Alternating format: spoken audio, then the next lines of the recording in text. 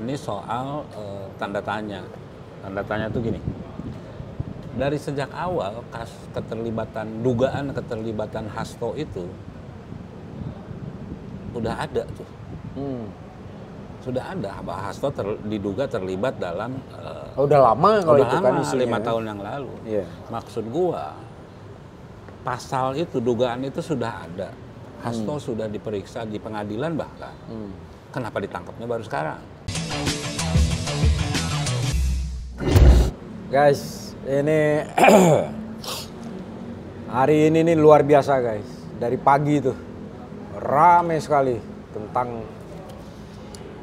dijadikan tersangkanya. Bukan dijadikan, kalau dijadikan berarti seolah-olah itu Dibuat-buat direkayasa. ya, direkayasa.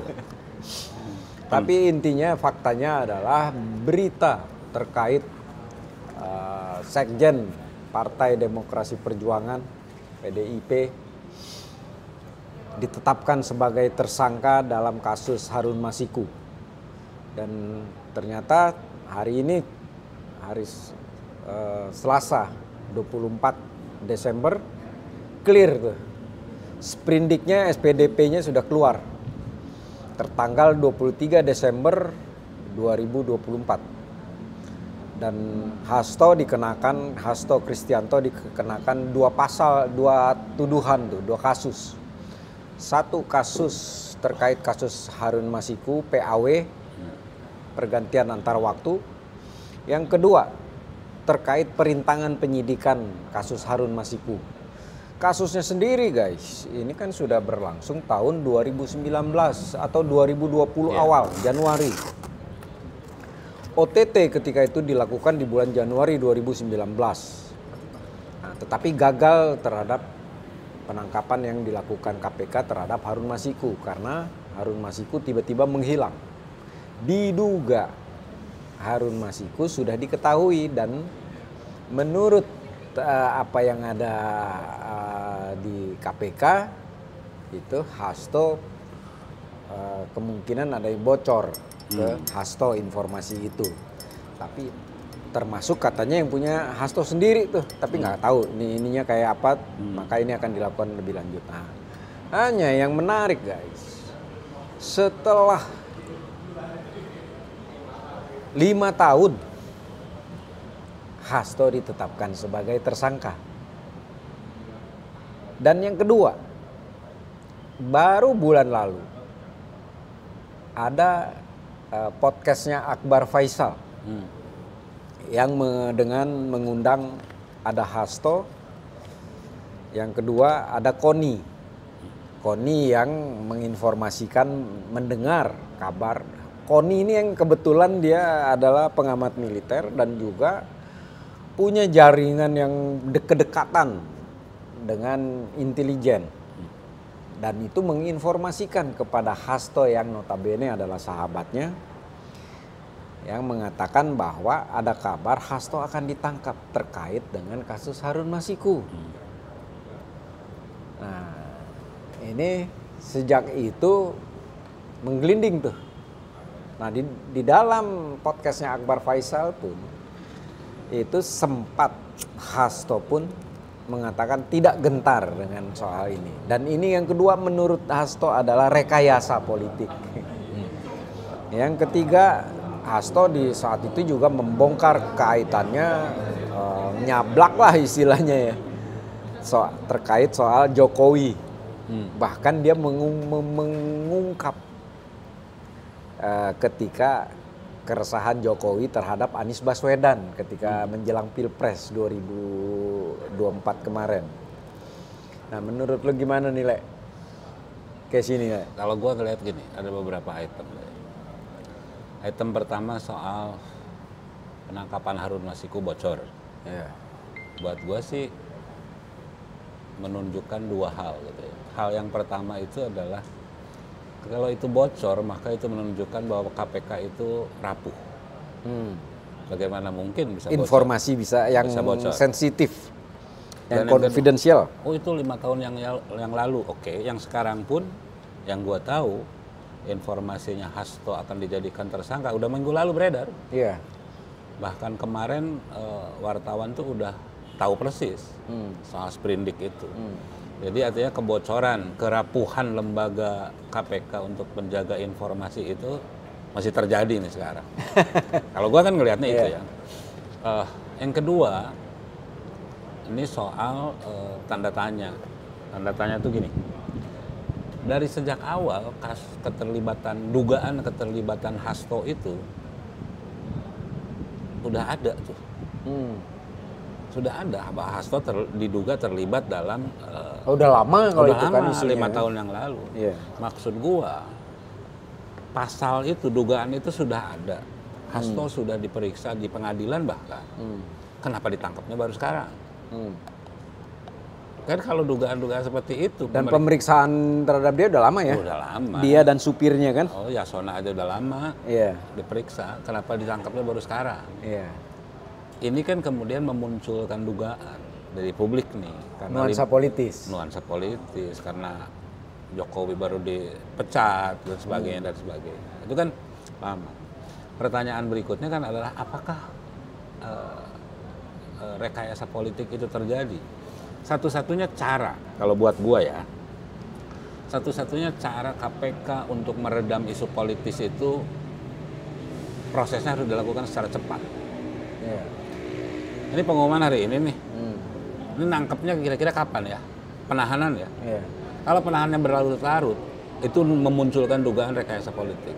Dan itu pasti akan berkembang kemana-mana tuh ya, termasuk misalnya kaitan dengan Kongres PDIP, terus spanduk kemarin tentang Megawati, yang ilegal dan sebagainya. Jadi cara lembaga penegak hukum untuk meredam isu politik adalah dengan proses yang cepat.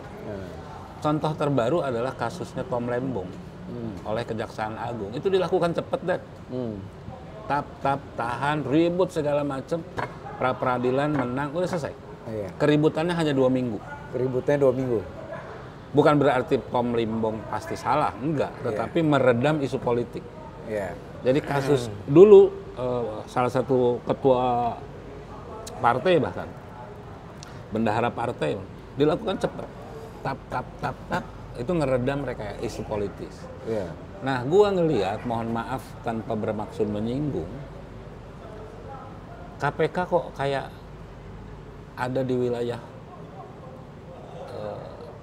keraguan itu tuh. Pengumuman.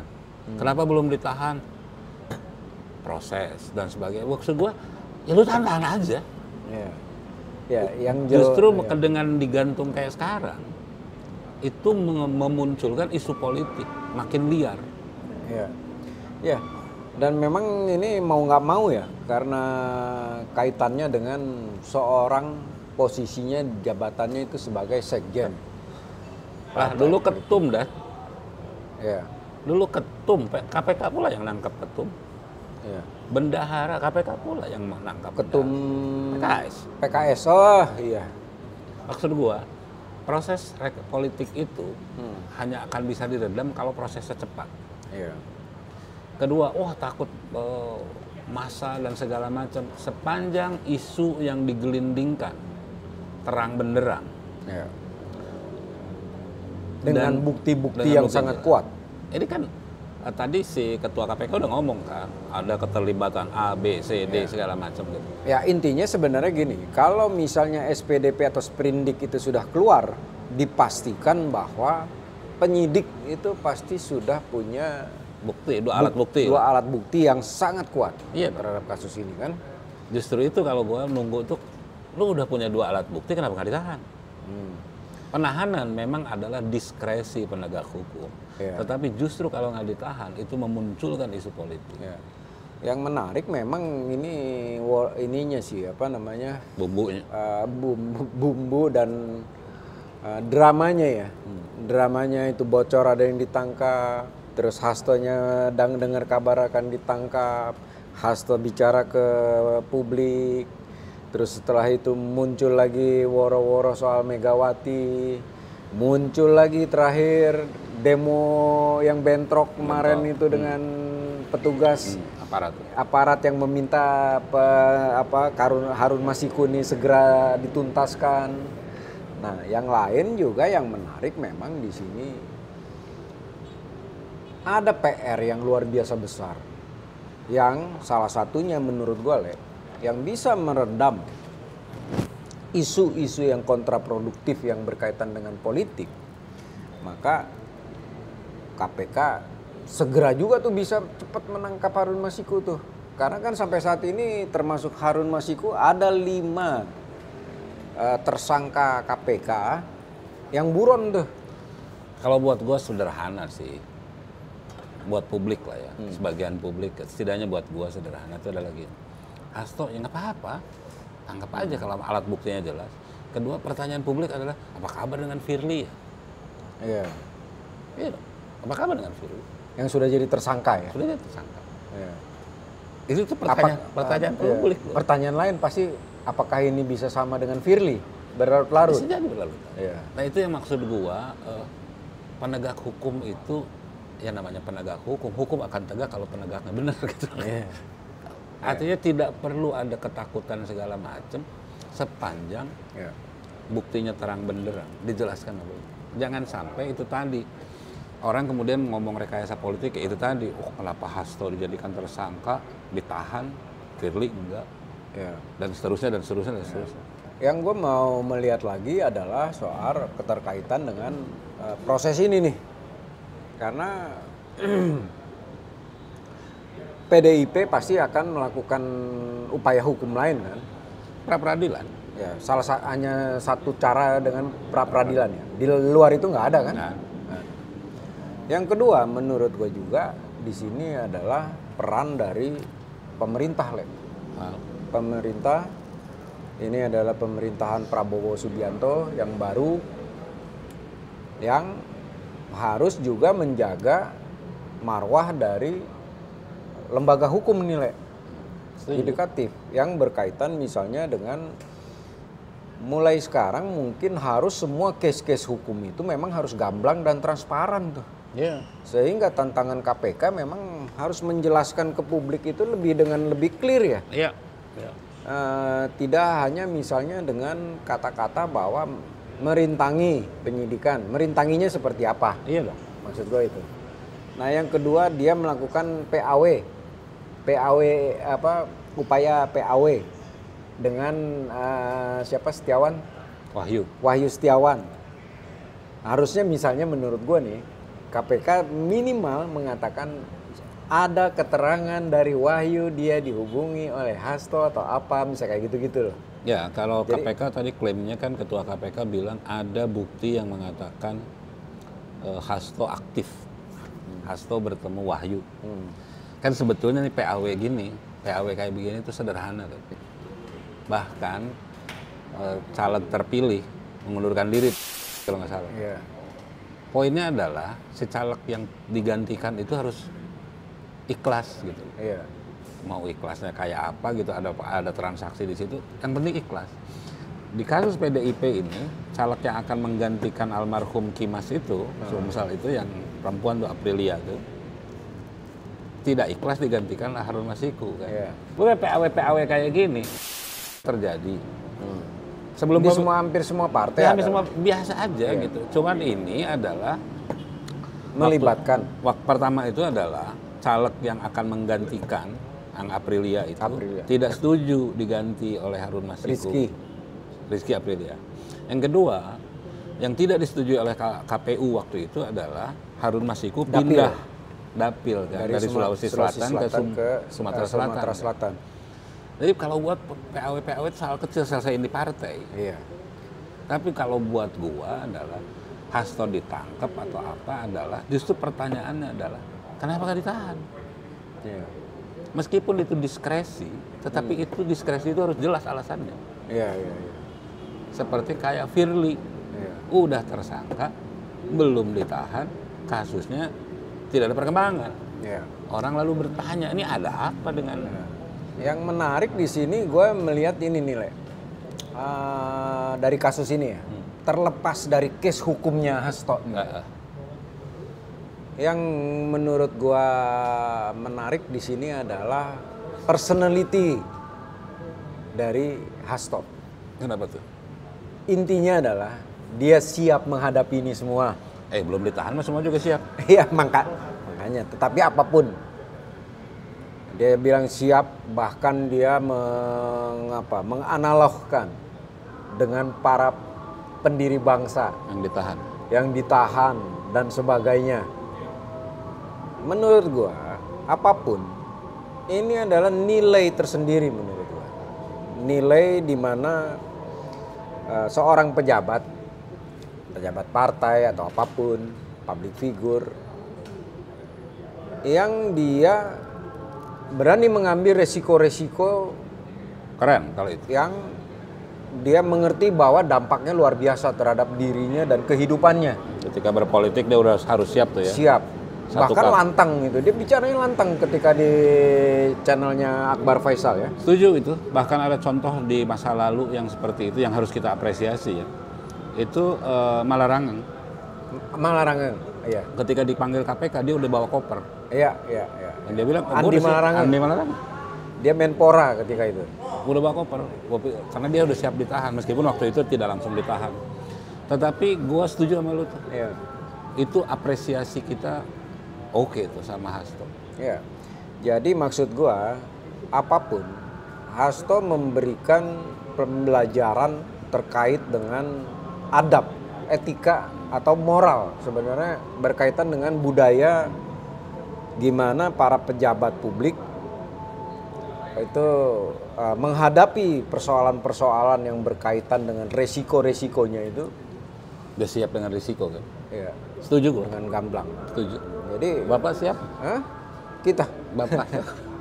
Kita nggak ada urusan sama yang lain-lain, Le.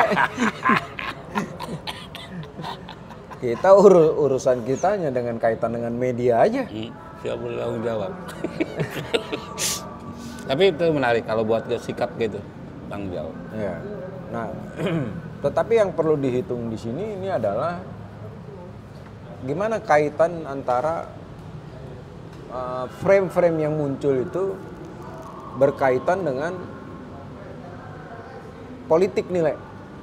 Coba gini, kenapa setelah 5 tahun, setelah PDIP tidak berkuasa, setelah pecah kongsi dengan Jokowi, terjadi seperti ini. Artinya kadang-kadang kita berpikir, waduh, kalau menyangkut kekuasaan, nggak ada yang berkutik tuh. Dan di dalam politik kan seperti itu, tidak ada yang abadi. Tidak ada yang abadi. Kecuali kepentingan. Iya. Nah, kalau gue melihatnya, ya kita nunggu nih babak selanjutnya nih. Isu-isu yang akan beredar. Isu-isu yang akan beredar ini pasti nanti arahnya ini bukan pasti. Ya. Kita duga tensi politik akan meninggi nih terkait PDIP dan Jokowi nih. Kayaknya sih gue melihatnya akan naik ke sana nih. Iya. Tapi kita nggak ngerti ya kayak apa. Gue biarin aja. Iya. Biarin aja. Yang kedua yang kenapa biarin aja, satu, di mata gue ya Jokowi itu mantan presiden. Iya. Ngapain juga dilibat-libatin gitu. Iya. Gue menganggap udah nggak ada gitu. Iya. Oh, Jokowi jaringannya kuat, di mata gue nggak ada udah. Iya. Sekarang jaringan yang paling kuat tuh buat gue Prabowo Subianto gitu. Enggak, buat gue tuh aku presiden terpilihnya Prabowo, ya udah gue percaya sama Prabowo gitu. Iya. Itu satu ya. Yang kedua, lagi-lagi kalau buat gue mendorong aparat penegak hukum itu melakukan setiap kasusnya diselesaikan secara cepat dan bersih. Ya. Kalau itu gue sangat setuju tuh. Dengan demikian gosipnya itu nggak melebar. Selesai. Jadi tidak kemana-mana kan? Itu tadi. Dan ini bisa segera cepat dan Firly yang berlarut-larut ini membuat orang tidak percaya sama penegak hukum. Iya. Itu kalau gua ngelihat. Nah, dalam konteks penegakan hukum itu pula kalau buat gua misalkan ya contoh kasus ya. 18 aparat kepolisian memeras warga negara Malaysia di DWP. Buat gua tuh bikin malu bangsa. Bikin malu bangsa lu. Udah koruptor banyak di negara kita.